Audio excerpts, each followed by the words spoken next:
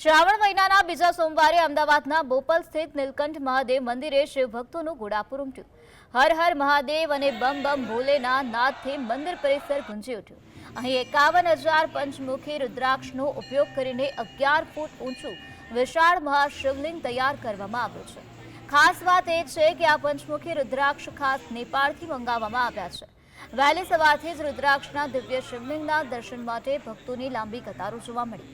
શ્રદ્ધાળુઓ શિવલિંગ પર જળાભિષેક અને પૂજા અર્ચના કરી ધન્યતા અનુભવી રહ્યા હતા. અમાસ સુધી ભક્તો આ વિશાળ રુદ્રાક્ષ શિવલિંગના દર્શન કરી શકશે. ત્યારબાદ રુદ્રાક્ષ ભક્તોને પ્રસાદ રૂપે આપવામાં આવશે.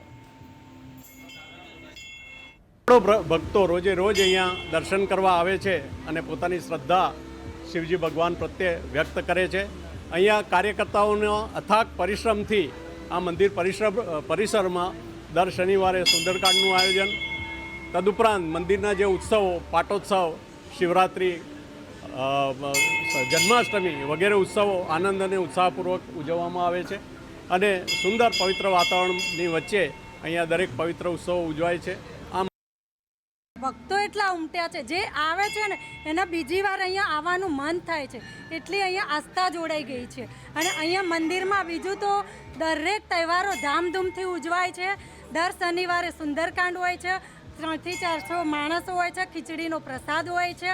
દર સોમવારે ડેલી ભજન હોય છે. એવું નહીં શ્રાવણ મહિનામાં જ ભજન, આજીવન સોમવારના ભજન હોય છે. અને આનંદનો ગરબો પણ અમે કરીએ છીએ.